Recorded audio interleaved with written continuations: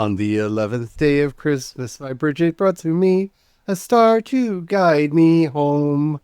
So today we're going to be talking about the Magi and how seeking is core to the entire spiritual experience. Not finding, seeking. There's a thing, because if you don't seek, you don't find. And if you think you already have, you're not looking, so you're not going to get. Yeah, hopefully that wasn't a confusing way to state that, but some disruption needs to be done in this weird spirituality complex that we have built for ourselves in this society. So let's talk about seeking and spiritual awakening and all that good stuff today as we walk together down creation's path.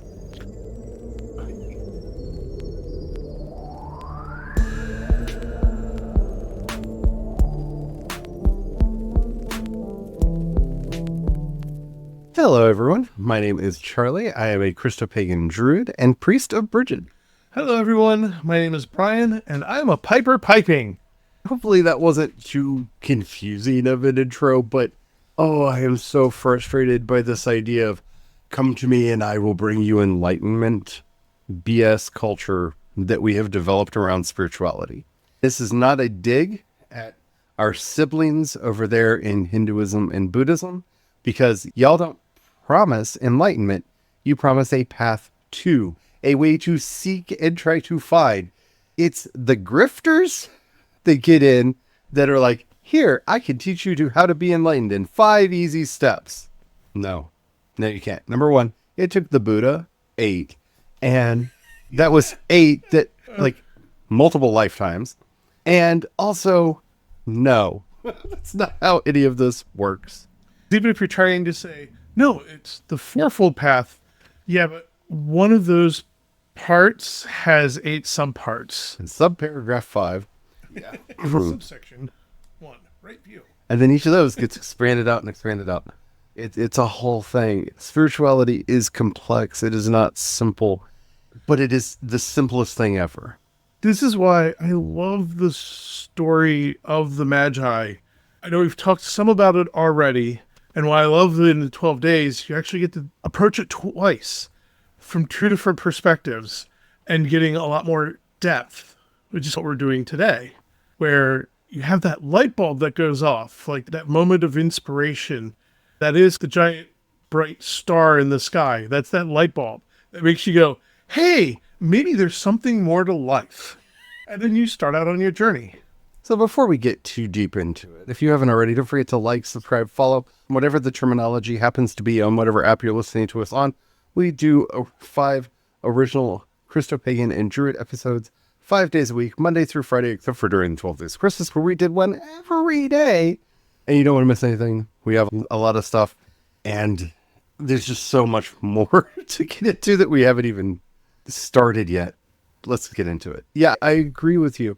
I love the story of the Magi for 2 reasons. One, it puts the lie to the imperial church at the birth of Christ, because Magi are Zoroastrian priests. They are priests that follow the religion of Zarathustra from Iran, who show up to worship the Messiah and leave. There's no mention of Mary sitting and Joseph sitting them down and going, now that you're here, let's convert you for the salvation of your soul. There's none of that. None of that. And in fact, just to give you an idea how shocking this story is, if we go back to a 1st century lens, we have a bad view of magic because the Greeks had a bad view of the Magi. Yeah. Magic comes from Magi. This was the priestly caste in the Zoroastrian religion. We know some, but not much about how ancient Zoroastrianism was practiced. We do know that they were stargazers. We do know that they were fire priests. We know some about them, but the Greeks being ever Greek and the Romans doing whatever the Greeks did, but with more authoritarianism installed, really wanted to contrast Greco-Roman magic with what was being done over there in the foul, evil, dirty East.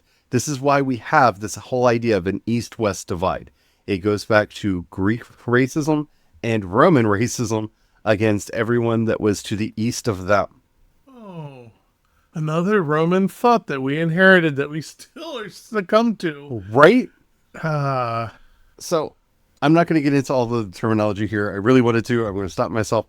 But the Greeks and the Romans had multiple words for what we today just call magic. Magic is the word that survived. It is kind of the root of this anti-magic idea. It goes all the way back to them because magic was what the Magi did. The Greek and Romans did other things that were still what we would call magical, but they used other words for blah, blah, blah. Okay. It's one of those places where the Gospels are beautifully subversive because including the story of the Magi, one, yes, it does give a hint of historicity to the Christian movement that it did not have. Not only was Jesus prophesied in the Hebrew scriptures, but even the Zoroastrians had a connection with him. It gives that kind of credence to the movement.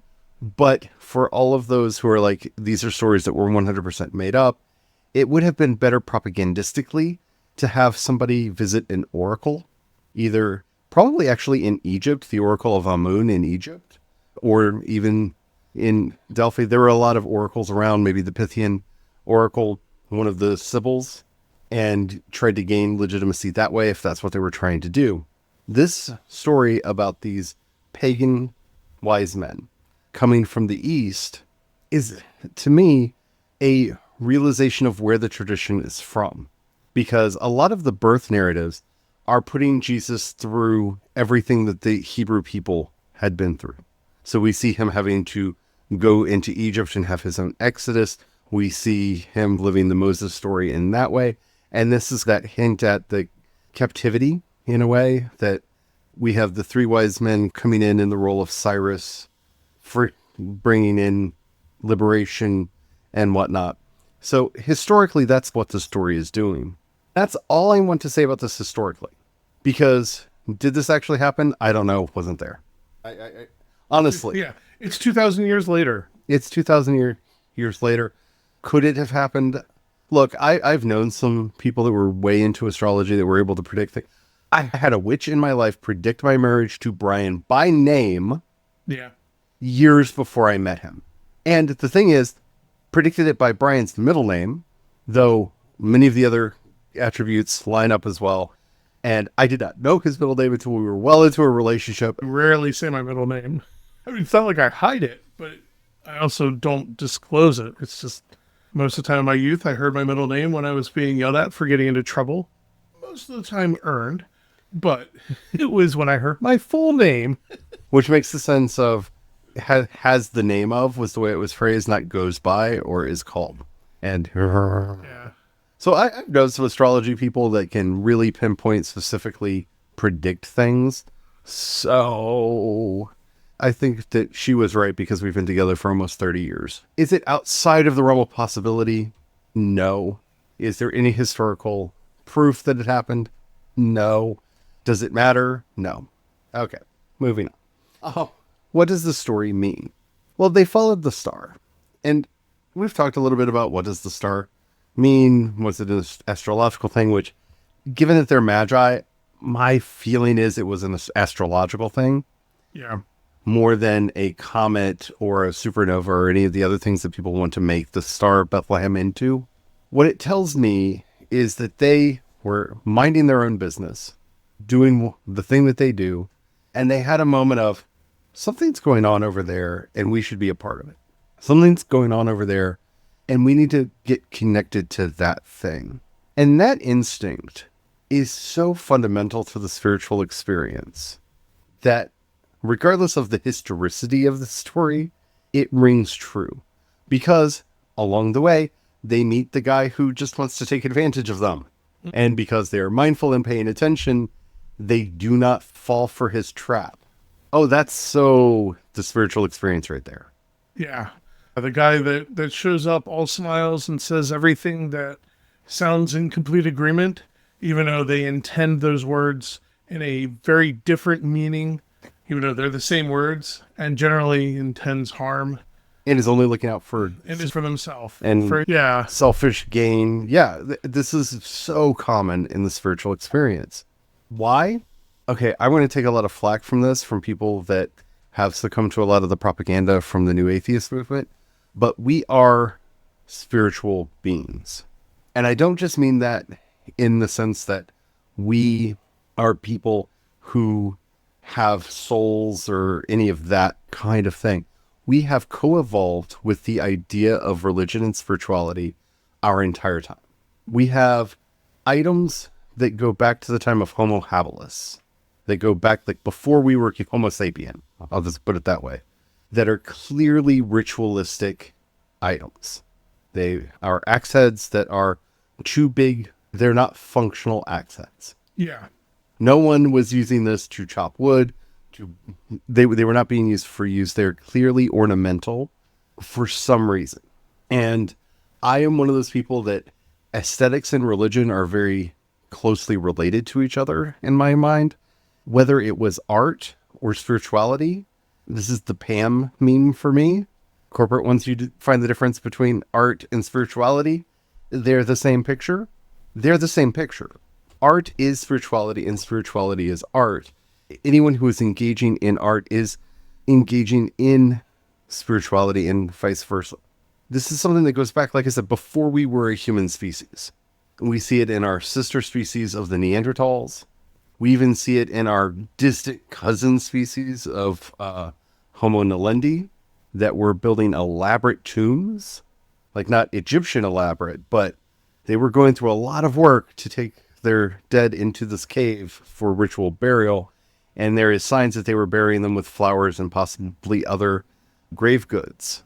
They weren't even of the Homo genus. They were still Australopithecines, which is going back even further, like beyond species. Like we're back to genus. This is something that seems to be endemic in who we are. We are creatures of art. We are creatures of spirituality. We cannot help but create and craft these things. And for some modern people, that hits different way because of the imperial church and the traumas we've incurred from the imperial church. We have equated being a member of a strict religious community with a set hierarchy as what religion and spirituality is. I think people who practice Taoism, Shinto, or Buddhism, or Hinduism, or basically even Islam, any other religion on earth that is not Christianity, even Judaism to a large degree, because while there are rabbis do not function in the same way that a Christian minister does in more mainstream Christianity. It's not hierarchical like that, except for in a few communities, mainly like the Chabad communities and whatnot. It's a very new idea that being signed on to a strict hierarchical movement is what it is to be religious. I get rejection of that. I am somebody who has lived through that and has kind of gotten to that place myself where if I were polled, most of the times I'd probably have to check none of the above on my list because what I am is not really on there and they don't let you check multiples, or maybe spiritual but not religious because I'm not a member of any of the mainline denominations, right? This instinct for spirituality is something that we can't get away from. Even Nietzsche told stories. While I think Nietzsche's atheism gets overstated because people misunderstand his God is dead and we have killed him argument, I think on purpose, they misunderstand most of Nietzsche. Even he had to engage in art and created what I feel is one of the most powerful pre-Second World War stories I've ever read in Thus Spake Zarathustra, which has been a traditional coming-of-age gift that I have given out to people most of my life ever since I read it, because it is a powerful, powerful myth that really helps one understand the modern age. But it's myth-making. We can argue and quibble over the meaning of religion all day long. It is a spiritual text, regardless of whether or not it believes in a higher power or whatnot. And I think we get too fixated on those ideas. My biggest problem with atheism has always been you have argued very succinctly against the Catholic or the Anglican God, but have said nothing about the animist God that I believe in. Like, none of your arguments have gotten close to me.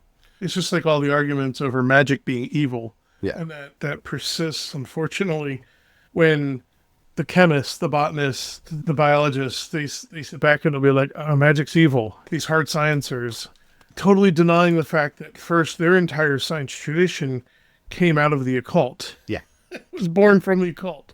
If your parents are both magic and you work in manipulating subtle energies, that's magic. It's still magic. They might denigrate the herbologist, but at the same time, aspirin is herbology. It is a plant. The herbologists were doing that for a long, long time before modern science came around. We're learning that there needs to be a balance between them. Like, Yeah.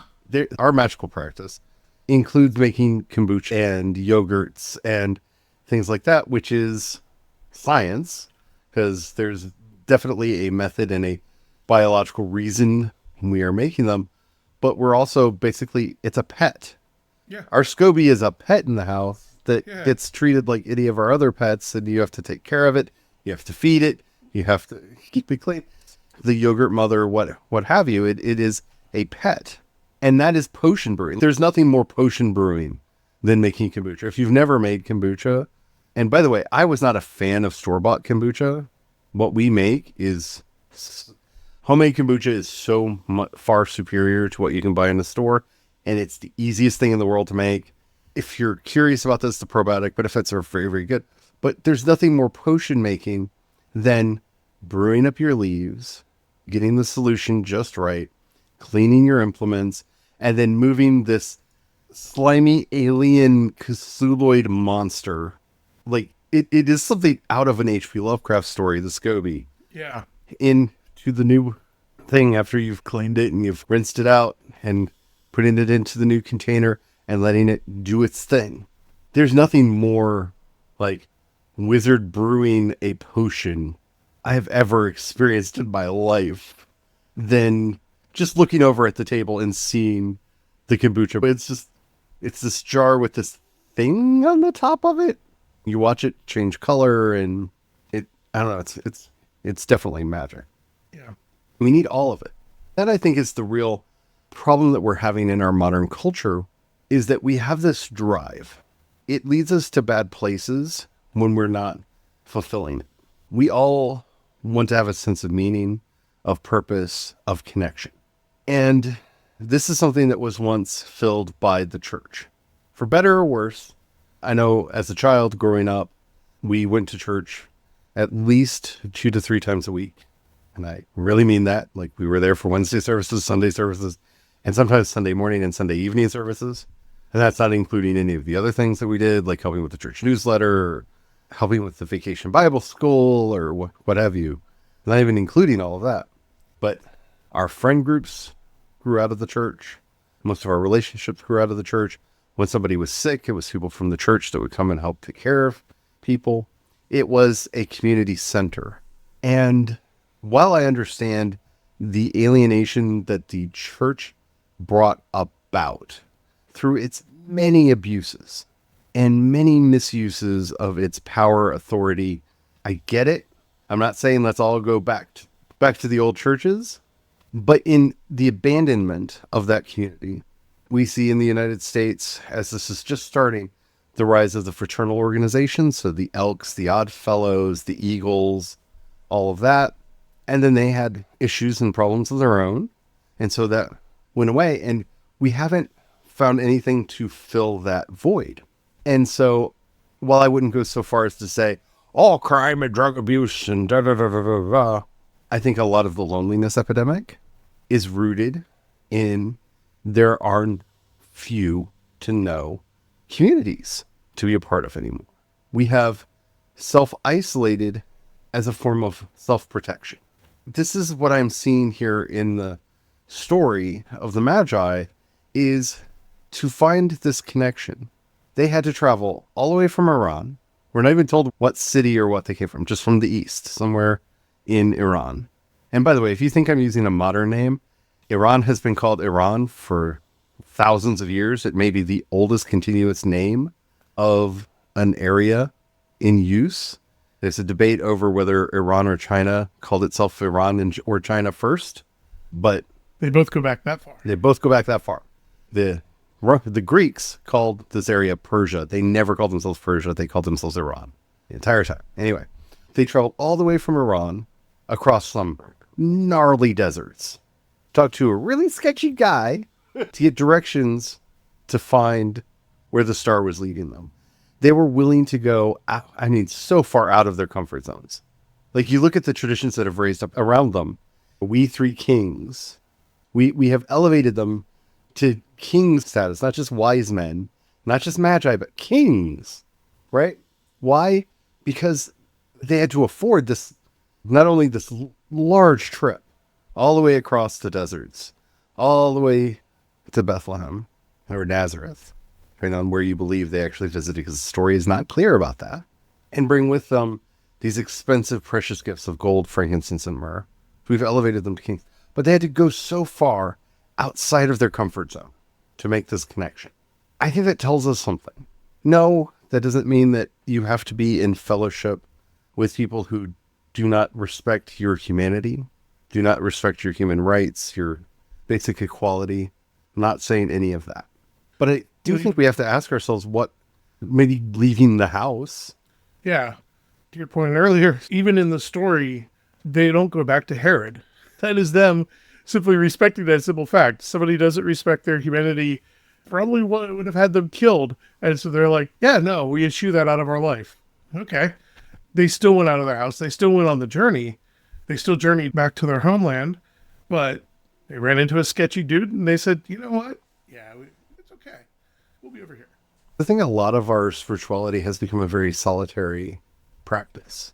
I know we have bemoaned over the years how we felt that our spirituality was very solitary. There was just the two of us. And occasionally we would find other people who would participate. But it wasn't the most connected to a community that I ever found was when we lived in California. We went to the Church of the Good Shepherd. Because while we did not all agree theologically about things, it was a community that we could be a part of, that we could have conversation in. And I think that's something that's lost in our seeking, because we are deluded into this idea that we're looking for answers.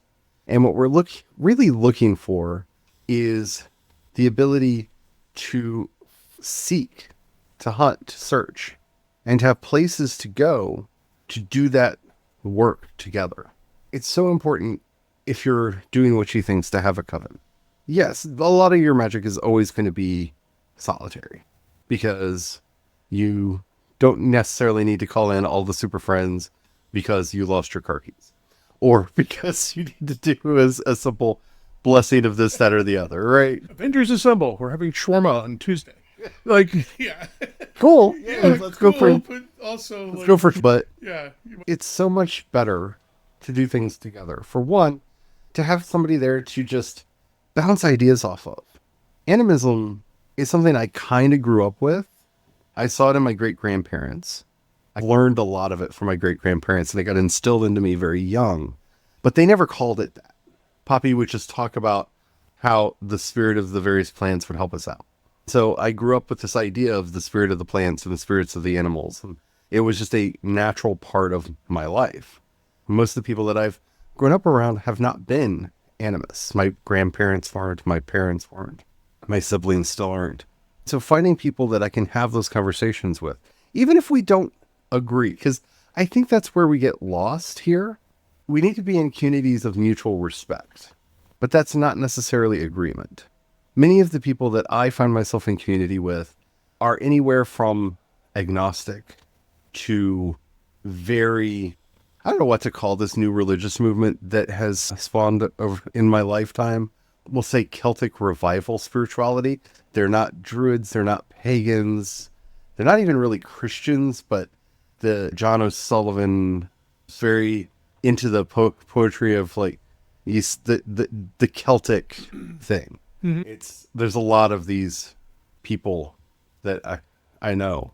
Some are druids, some are witches, some are Jewish, some are Christian, some are Buddhist, some are Hindu. We don't agree theologically on everything or even on a lot of things.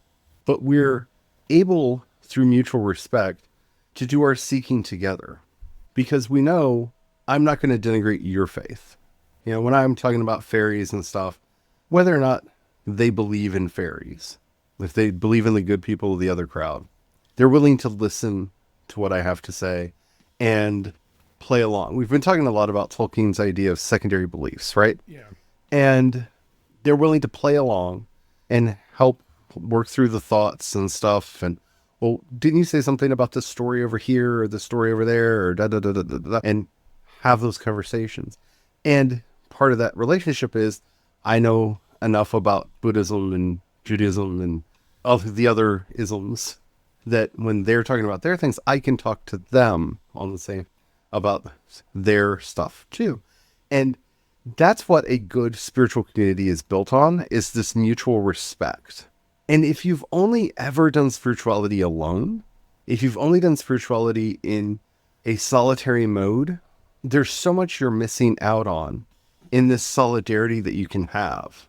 No, these Zoroastrian Magi did not have to convert to Judaism or Christianity to visit Jesus at his birth. And that says a lot. But there's a mutual respect there. Joseph didn't keep them out. Mary didn't keep them out. Who are these strangers coming to see our child? Right? There's a hospitality there. And they didn't show up and go, hi, we're here with a user manual, and all you have to do is worship Ahura Mazda, and you too can help fight the forces of darkness. Right? They didn't come to convert the family or be converted by the family. They came together and had a moment. And I think that really needs to be the heart of whatever this new spiritual movement is that's trying to get born right now. And I think that's something we can really learn from the Magi. I hope this has, been a conversation starter. I know one of the things that I'm really wanting to do in the upcoming year is spend a lot more time building the tribe, building the community. And I don't know what that looks like, because there are a lot of different ways that we could do this. I don't want it to be a top-down, because I'm not great or powerful or authoritative or any of the things that would necessitate a top-down structure. And I think a lot of spiritual people get in their own heads and think that they are. And there aren't enough of us yet to really do a bottom-up, really. But there are some. And I'd like there to be more. And I'd like us to find ways to communicate with each other more. So I would love to know how you do your seeking. How do you find community? How can we do community better in person and online? Really something I've been struggling with a lot lately. I have an idea that we'll be talking about more in future, but it's really where I am in thinking about the Magi right now is how can we take this journey together? How can we do this without building a structure that wants for the conformity that the old structures did? That we can each kind of do our own thing together without having to all homogenize, because that's not really what this is about, for me at least. I don't know. I'd love to know. You can let me know in the comments. If you're listening to us either on Spotify or YouTube, you can leave a comment right there. If you're listening to us anywhere else, even if they say you can leave a comment, they don't let us know, so we won't know. You can leave a comment there anyway, because engagement is magic, and then head over to creationspass.com, click on chat, and you can leave a comment right there, and we will be notified and get to see it and have a conversation with you there. Thank you so much for everybody who's been in the comments. I've had some interesting conversations with y'all lately. If you can also connect with us on Blue Sky, we're Creations Pass on Blue Sky. That's kind of our main social media. And I am cedorset.com over there. I spend most of my time actually on my personal account. And Brian is Queer Eye on sci-fi.com on there if you want to follow him. But yeah, I would love to know, what are your thoughts about community? While you're over at creationspass.com, if you have a few dollars you can pass our way, you can think about joining the membership. We offer monthly or annual memberships that just really help us keep the lights on, keep food on our table, and just keep us able to do all the things that we are doing. We have some expansion plans to do some bigger, better, cooler things for y'all, and they require a budget. So anything you can do to help would be great. Thank you to everybody who's already doing that. Y'all are amazing. You can also support us on Patreon and Ko-fi. I am CE Dorset on both. If you don't have any money right now, that's fine. I truly understand. But if you can help us by sharing this or any of our episodes with people that you think would enjoy them, that helps us out a lot. So as we're going, I don't know if you know that tradition has named the three wise men. And as we are going out, Saint Gaspar, Melchior, and Balthazar, who traveled so long and so far to find the Christ child and to present your gifts to him. Help us on our spiritual journeys so that we may face all of our trials and tribulations with strength and wisdom, and in the end, follow our star to the place we are longing to go. Amen. Amen. And a partridge in a pear tree.